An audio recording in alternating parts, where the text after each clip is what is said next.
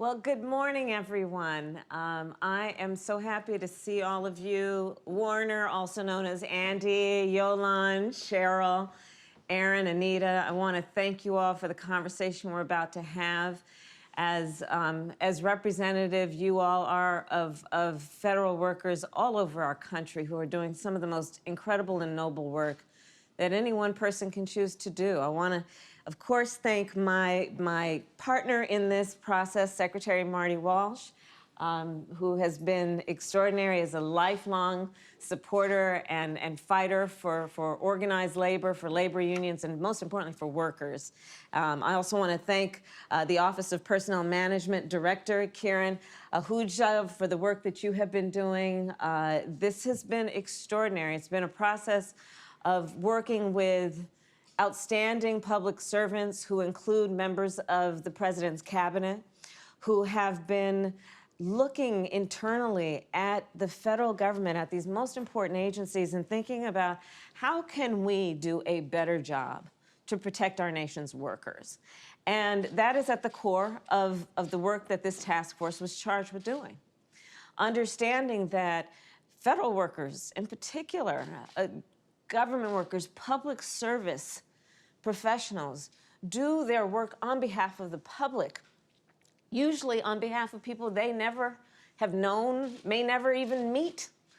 They do their work every day tirelessly on behalf of people who may never know their names, but will forever be benefited because of that work.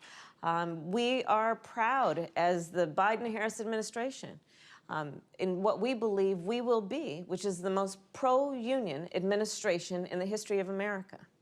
And our work includes not only the work of this task force, but the work of creating good union jobs through the Build Back Better agenda and the bipartisan infrastructure deal. We intend to do everything we can to help pass the Richard L. Trumka Protecting the Right to Organize Act, also known as the PRO Act.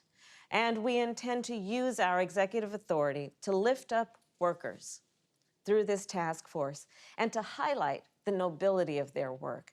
And let's just think about who our federal workers are. Our federal workers are nurses who care for our veterans. Our federal workers are firefighters who keep our national forests safe. I've talked to so many of them, also in terms of the work they've been doing, in particular in the western states, fighting these incredible wildfires that are damaging whole communities, if not wiping out whole communities.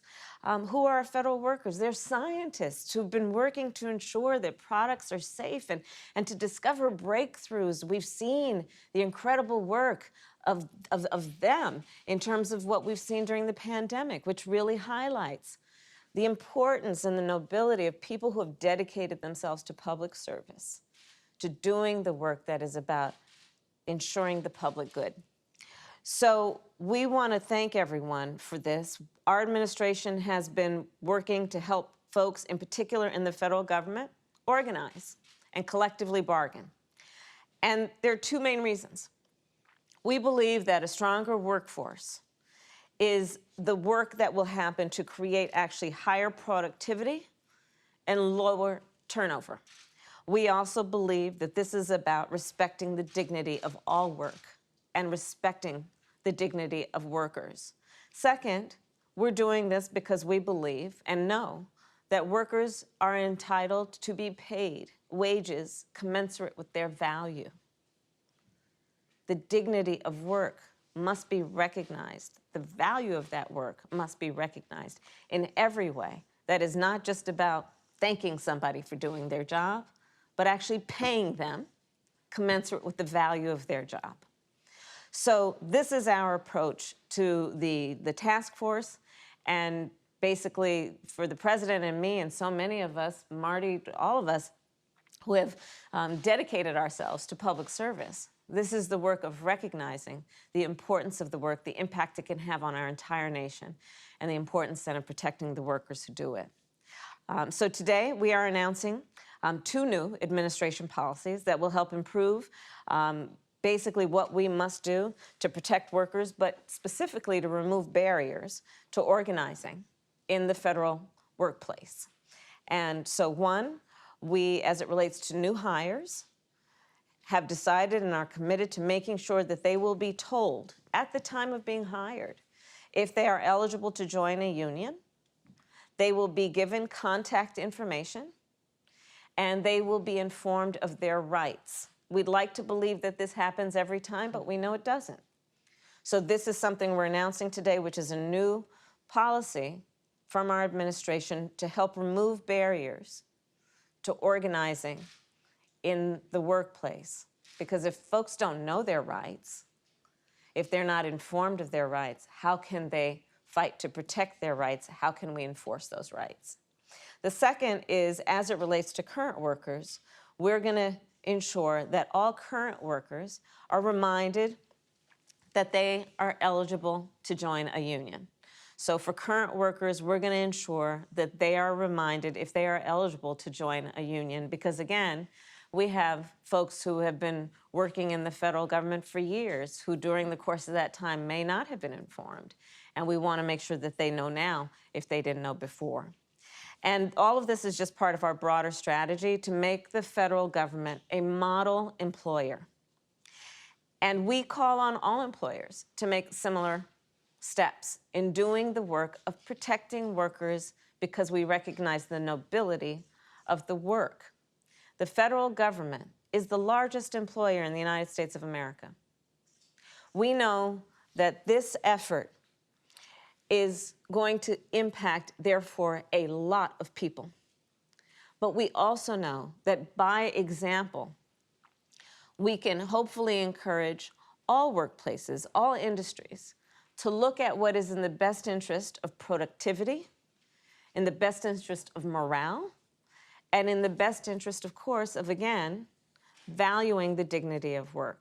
So in that way, we do believe this is not only going to impact a large number of people who make up the federal workforce, but this will be a model of what all industries have the capacity and the ability, if not the imperative, to do.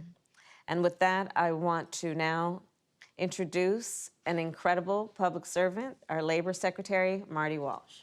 Thank you, Madam Vice President. And we want to, first of all, thank you for the incredible work you've done on the task force. And also, on behalf of all of us, I want to wish you a happy birthday. Happy today, birthday. Okay? And I think everyone on the Zoom, all of you are going to have to sing in a few minutes, especially you, Andy. No, You're going to have to start singing in a minute. So I want to just... I forbid it. I'm only kidding.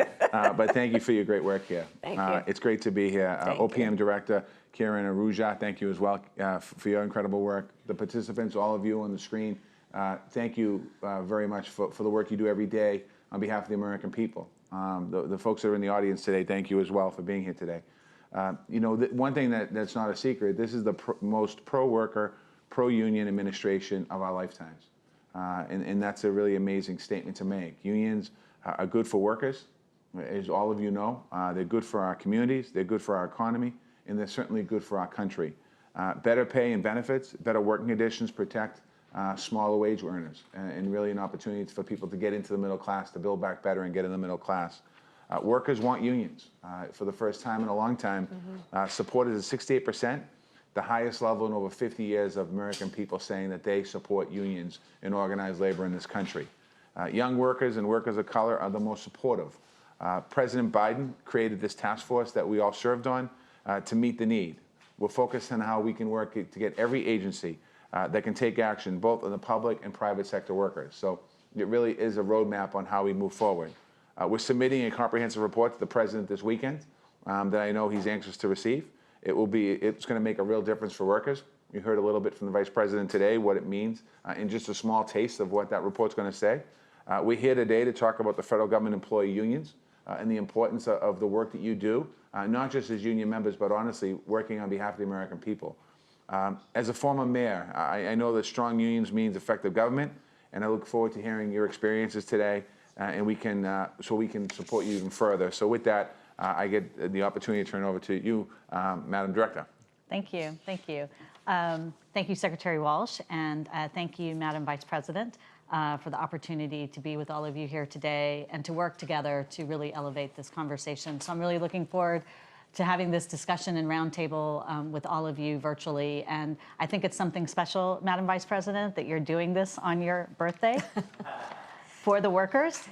So that you. really speaks volumes. Thank you. And again, happy birthday. Thank you. As we know, the right to organize is sacrosanct. It empowers workers with their collective voice and ensures that they are treated with dignity and respect in the workplace. It gives them a seat at the table to demand fair pay and benefits for their work and safe working conditions. So many low-wage occupations that lack protections for workers are held by people of color and historically disadvantaged communities. So it's important that we recognize just how important it is, the right to organize. It's a labor issue, it's an equity issue, it's a social justice issue. And frankly, it's also a gender and racial justice issue. As Madam Vice President has shared, it is a pathway to fair wages. It is a pathway to the middle class. And it's an important work that we should be doing within the federal government to really position ourselves as a model employer. Being the largest employer in the nation, I think people sometimes forget that. The federal government has a responsibility to lead by example when it comes to labor rights and to make sure that all federal jobs are good jobs. So to that end, OPM is proud to work on behalf of the Biden-Harris administration to help launch this government-wide effort today that will remove barriers and obstacles in federal workplaces which impede unions' ability to strengthen union density and inform civil servants about their collective bargaining rights. The first initiative, and you've heard the Vice President talk about this, will connect unions with employees very early on. I'd be curious when we talk to you all whether you heard about your union when you joined or how long it took to actually find out that you were a part of a union. We want to ensure that job applicants and new employees receive this information about their unions and their rights on day one. We're also rolling out guidance to improve communications about unions to our workforce. Every federal employee should know their bargaining rights, how to contact their union, and where to find this information. I know this sounds like all very basic and straightforward, but these are things we want to make sure are happening across the federal government, more than 2 million employees, and being the largest employer, we should absolutely be the model employer. So I'm so grateful to join the Vice President in this important work, and I appreciate the Biden-Harris administration's unwavering commitment to labor rights and the federal workforce. We like to say at OPM that we work as hard for the federal workforce as that workforce does for the American people, and that's all of you. So thank you.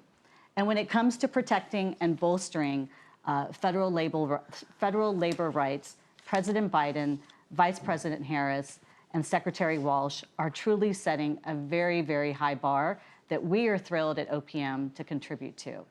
So thank you very much for being here.